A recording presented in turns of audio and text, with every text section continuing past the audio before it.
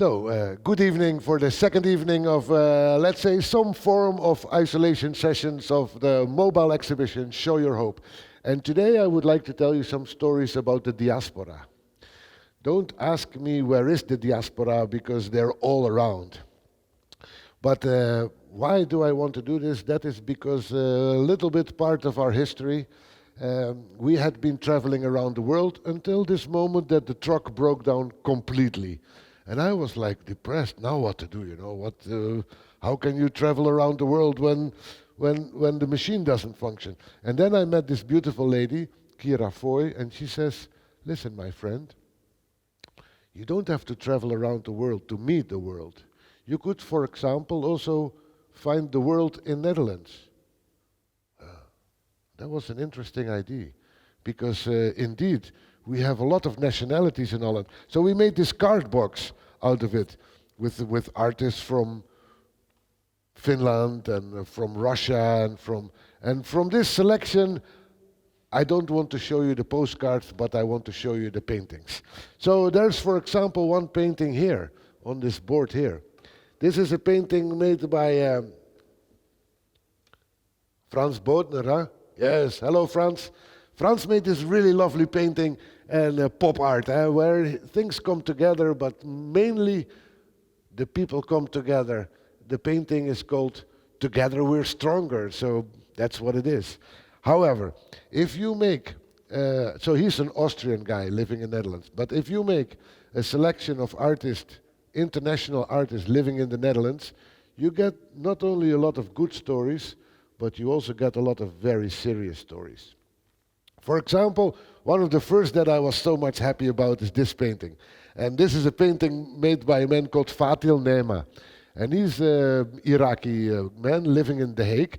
And he gave me this painting and I asked him, standard, traditional, "Can you tell me something about the relation between the image and the hope?"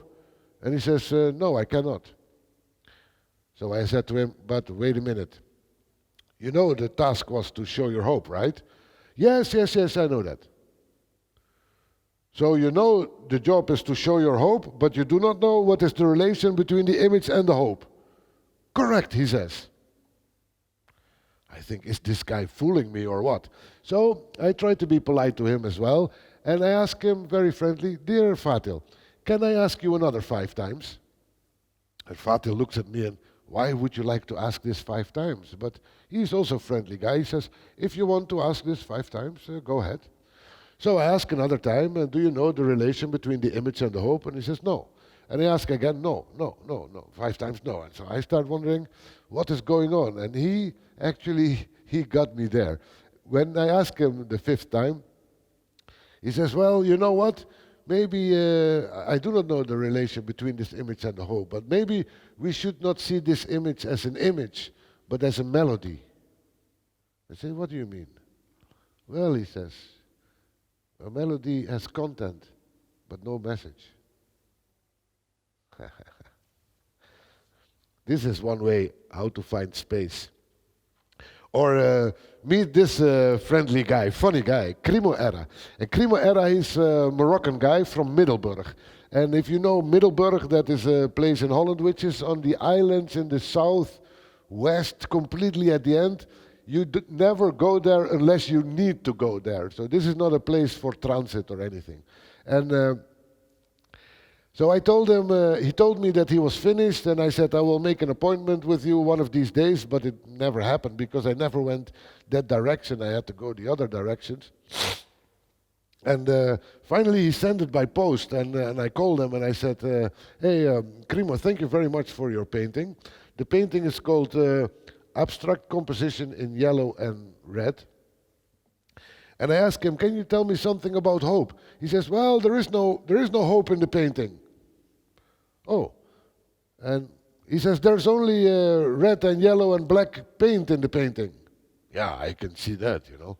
And he says, "Well," so I was kind of pushing him a little bit, and he says, "Well, if you really want to tell a story with the painting, maybe don't tell a story about the painting, but tell a story about me." I say, "In what way?" "Well," he says, "you know, I am from Moroccan origin. That is a minority in Holland which has quite a negative image, not because of the Moroccan people, but because of the image that is given to us. And but you know, in Morocco we also smoke. That is tradition there. So I also, when I was young, I started smoking, and sometimes I did some small things that were not so good, like shoplifting, chewing gum or something. And you know, you must be careful not to end up on the wrong path of life. And during those times, I learned that painting helps me to stay straight. And that was remarkable. I never expected that, but that was it was like kind of my solution for my own questions, what to do in life. And then I started painting and I became relaxed and I made sure I didn't do any foolish things. And now I'm teaching this to the young people in my city and in my community. So if you really want to say something about the painting, say something about me, because in the painting there's only red and yellow and black paint. But in my life story, there is hope. Fantastic, nice guy, Crimo era. Or another man that I met during this period of meeting the diaspora in the Netherlands was this man, Bhaskar Hande. And Bhaskar, he said, you're going to travel around the world? Okay, I will participate, but on one condition. And I say, well, okay, what is the condition? He says, well, you must also come to India. Good. No problem, we will do that. But I said, it's easier said than done. He says, I will help you. And indeed, a few years later, only 2 years later, together with Bhaskar Hande, we traveled 3 months in India and presented in 19 locations. That was fantastic. Meanwhile, he made this painting. Because, let me be honest, here is the date of this, 6th of December 2004. We started our project in 2003. But since 9/11, the world has changed. Bhaskar lived 20 years in Holland, and 20 years he was an artist, he was a philosopher, he was a poet, he was an artist from Indian descent. But after 9/11, more and more, he just became the foreigner, no matter where from or what does he do. And he made this painting, it's called Color Saga. He mentioned absolutely that during these times the things has changed, but actually if you want to make a palette if you want to make beautiful things, you need a palette with all the colors in it, because it's the colors together that finally make a beautiful painting. Actually, he was one of the first to mention me how much Holland has changed after 9/11, how much he changed from being an artist to being a foreigner, just like that. And Bhaskar helped me also to invite some other artists. For example, this artist, he's fantastic. His name is Victor Ekpoek. Actually, one of the greatest African artists as far as I can follow art on internet, etc., etc. And Victor is a strong man. And I remember we made an appointment to pick up the painting, but 2 weeks before we were supposed to have a meeting, he sent me the painting by post. So I called him and I said, hey Victor, what's up? Why did you send it? Yeah, sorry, he says, I needed to go to New York and I don't want it to be too late. So I thought, you know, I send it so to be in time for sure. I said, well, thank you very much for your painting, but there's a little problem. Now I do not have a painting of the artist with the painting in his hand, and I do not have a story. And he says, well, but I have the picture with the painting in my hand, and I have the story. I will send it you in 2 weeks. Don't you worry. Now I don't know if you know how long takes 5 Bosnian minutes, but for sure I do not know how long it's going to take 2 Nigerian weeks. So I waited 1 week, 2 weeks, and just 5 minutes later, indeed, there is an email of Victor Ekpoek with a picture and a story, and fantastic. And there I read, the title of the painting is called The Evening News. Surprise. He has a nice story, but I didn't catch it really. And then, The Evening News. And then I look again to the picture that he sent, and there is Victor Ekpoek. Not like this. Oh. But like this. Ah. Oh, shoot. Fish became bomb. Man dropped dead. With the painting in the background, this becomes a television. And then if we look at the scribbling on the background, all of a sudden we see tanks and airplanes and guns and not so happy people and his autograph, Victor Ekboek.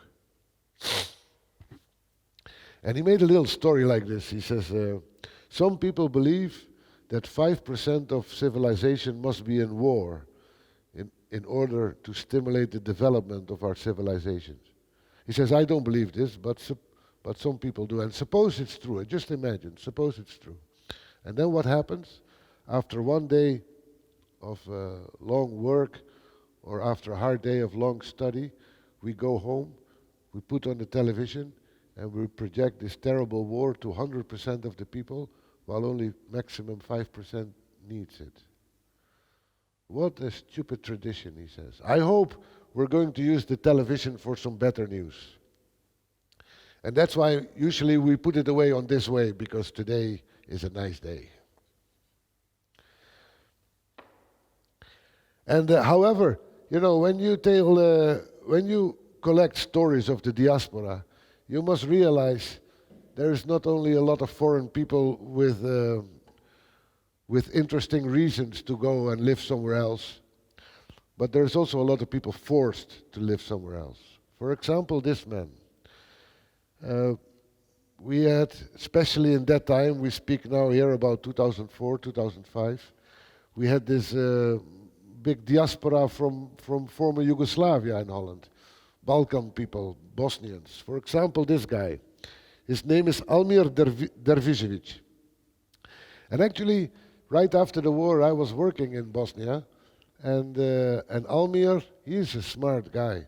Just before the war started, just before, he already left because he thought, this is not going to be my war. I better go somewhere else and see if life brings good things. So he did, and he went to Holland, and the war took 5 years. After the war, I went there to work there with a humanitarian organization, and Almir was visiting his town, his hometown, for the first time since the beginning of the war. And I was his host. So it was kind of strange situation. And it was in the last few months that I was there. So I told him, when I'm finished with my project, with my work in Sarajevo, I will come back to Holland and start a project like this with all the paintings. And he says, wow, fantastic idea. Very good. You know, I like it very much because now I am a student at the academy in Holland and I want to become an art teacher, especially on conceptual art. Good. And indeed, half year later I was in Holland, and another few months later I started this project. So I went to look for him and for his telephone number, and I found it and I called him. And however, there's one little thing that I need to explain maybe. Do you know anything about Balkans, by the way? Huh? It's more or less the same as between Holland and Belgium. The Dutch, they make jokes about Belgians that they're not so smart. And the Belgians make jokes about the Dutch that they think they are. But so in such way, people always make jokes about each other. And this happened also in Yugoslavia. In Slovenia, it was, for example, said they're a little bit self-minded. And Serbian people are kind of tough, you know. And the Montenegrin people are supposed to be lazy. But I don't know if they're lazy. They just quit working when they earned enough. That's something else. And anyway, and about Bosnian people, it is told they talk too much. So maybe that's where I learned it. Anyway, I was going to find his telephone number, and I did. And I have him on the phone, and I said, hey, Almir, how are you? And he says, there you are, my old friend. Long time no see, how are you? And he keeps on talking and talking, and actually, and after 10 minutes, he says, please, sorry, come in. So then we went inside, and then you drink coffee, but not normal coffee, you drink Bosnian coffee, and Bosnian coffee, everybody has his own tradition, and you have to speak about it. The same with the cookies, and with the snaps, and so we're talking, and after a while I tell him, hey Almir, we also have to speak about the painting, because today I have 8 appointments all around Holland to pick up the painting, so We also have to speak about the painting, right? He says, sure, no problem. And immediately he started an enormous theory about this painting. So I took my little book and I write everything he's saying. But he was keep on talking and talking, and he talked for a long time. I started to write smaller and smaller, but because my book is little small actually as well. But he keep on talking and he keeps on talking, and after a while I said, wait a minute, Almir, please, one second. This guy, he knows very little about paintings. I'm a rock and roll musician, so it's really difficult to speak about a painting I cannot see. And Almir looks at me and he says, actually, you're right.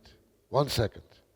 And he goes out of the room, and he goes out and he's in another room stumbling, and he comes back he comes back in the room where we are, and with the panel in his hand.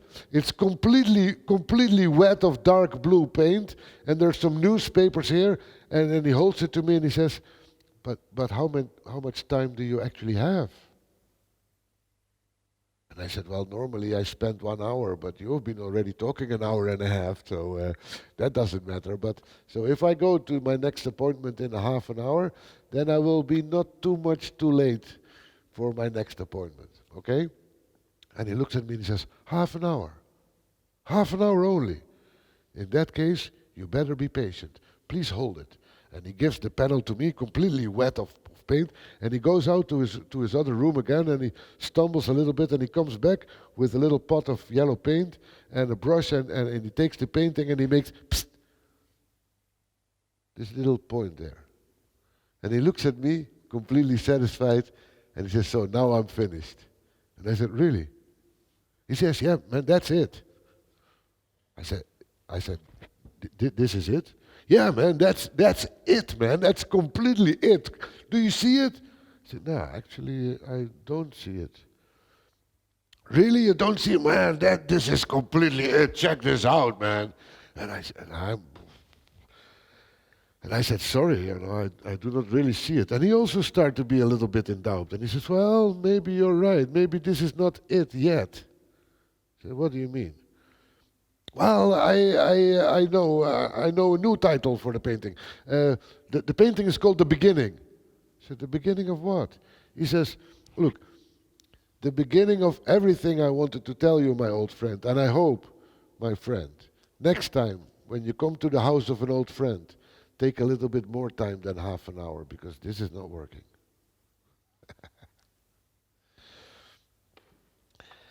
How to spend your time well, this is how we explained, but we were already spending our time well, isn't it? So I have for you 2 or 3 more little stories, because let us be honest, as I told you, when you go and ask the diaspora in your country, you meet a lot of people who might come to your country for holiday or for a good work, but there's also people who just come to your country because they had to run away from their own place. In Bosnia, there was a place like this. This man, Senad Alić, he also is from Bosnia, from the Balkans area, and he was strongly emotionally hurt by the whole situation, and he made this painting about it. It's called something like a chicken woman. Huh? Actually, what you see here, he says, is the following. As you maybe know, refugees in Holland are not allowed to work. They're not allowed to work and not allowed to study. So what can they do? They can only sit in their refugee center and spend a little money that they get in the refugee center supermarket and wait. Sometimes they wait 1 year, 2 years, 8 years, 12 years. Nobody knows. And so it's really tough for people who are from another part of the world to come to our place, to come to our country, get some food and shelter, but are not even allowed to do anything in return. Except for this one day, there was chicken plague. There was chicken plague in Holland, and you must realize that Holland, which is a country of an enormous amount of agricultural industry, I think we have something like 120 million chicken in our country. And since there was chicken plague, these chicken had to be killed within no time. And that day only those days the refugees were allowed to work. And since then, he says, when I paint chicken, these are refugees. This is a metaphor for refugees. And originally, they do not belong here. Like this lady, she's obviously not a Dutch lady. She also doesn't belong here. And what does she have to do if she wants to go home or want to go somewhere else? She is always in trouble. She has no permission. She has no passport. She has no money. She has no destination. So what can you do? What can refugees in this situation do if there is something that will give them hope for a life? Actually, the only thing what they can do is try to learn to fly and get into freedom again. And that's the title of this painting, To Learn to Fly. That's how you find your freedom if you are caged and locked up in a place far away from home. Then you have to go and find creative solutions. So, actually I have two paintings. That is because we met this guy, his name is Asad Malik, he's from Tartaria.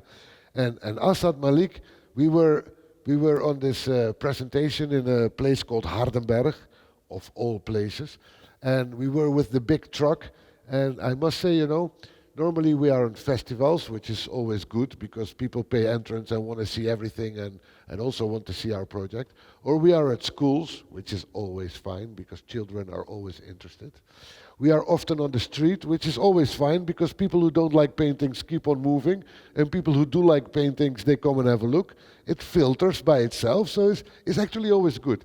But sometimes we are in shopping malls, and they ask us in shopping malls to come and make some animation. But to be honest, I don't like that very much. Because, for example, we give these little cards, pick your favorite painting, but people come up with the same excuse. No, the parking meter is running, we have no time. You have time and priority. In Holland, that is, it sounds like you have tijd and prioriteit. So that sounds good, actually. There's time or priority. They do not go together, you know. And so actually only people without money in their pocket, they come and have a look. That's the other problem in shopping malls. Everybody thinks we want to sell them paintings, but we don't sell paintings, we sell stories. And we sell postcards sometimes. But we sell stories, and we already sold the story, that's why we're in the shopping mall. So indeed, only the people without money in their pocket, they come and have a look. And on such way, there is this guy, quite a big guy, with huge hands and a big face, a Russian face, and you see him coming, and the closer he came to our big truck, the smaller he became. And he says, check this out, look at this. What a colors, what a creativity, what an energy, what a time people spent here. Fantastic, what is this? And I said, this is the mobile exhibition, Show Your Hope. You just show your hope on a little panel. And he fell particularly in love with this painting. And I can imagine, because this is a fantastic painting, made by a man called Araf Dameh. And Araf Dameh, he's from Afghanistan. And so I told him the story, and I can tell you the story as well. This is actually fun. Check this out.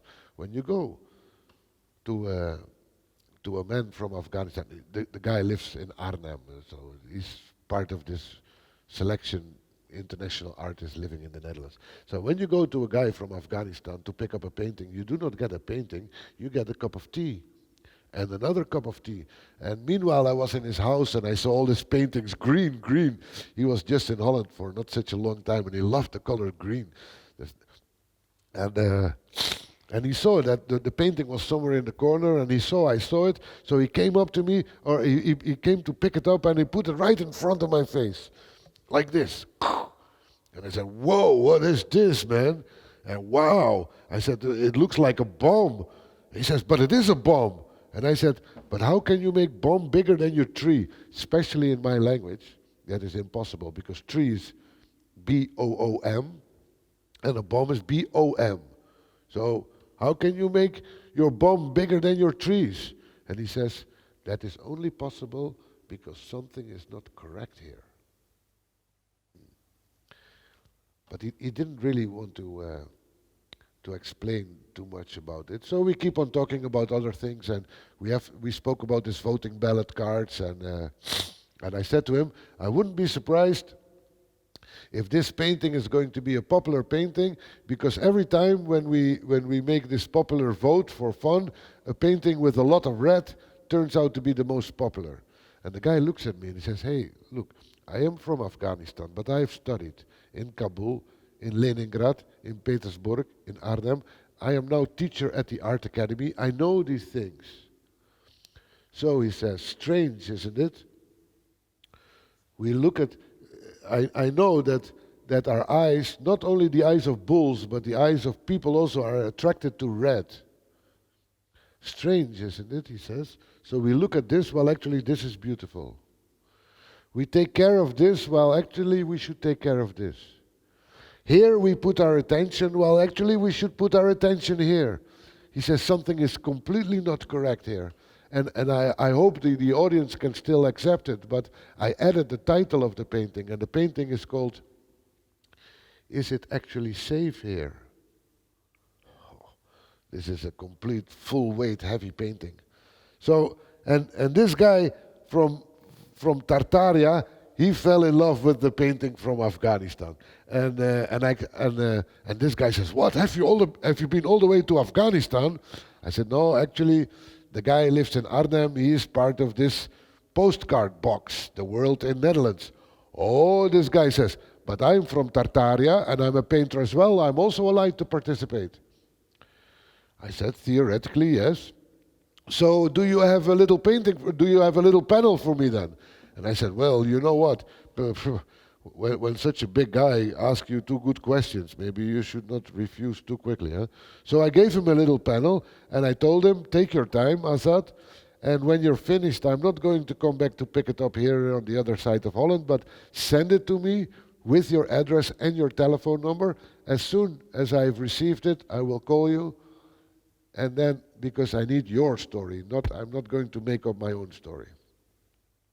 Azad understood completely. And so he took the panel, and a few weeks later, I already got this little painting in my post box. Check this out. It says Azad Malik Art Studio, with this little house in 1751. And this is in Omme, a little village which is kind of tourist village in the north of Holland. I've been there a few times because I live nearby, and the funny thing was, I have a little museum at home, which is also a white house, but is more steep. My house is from 1884. Anyway, so we're on the telephone chit-chatting a little bit about the painting, and one, it was funny. One moment I asked him, hey Azad, is this your new art studio? And all of a sudden Azad says, totally in panic, says, no man, the painting was supposed to be about hope, isn't it?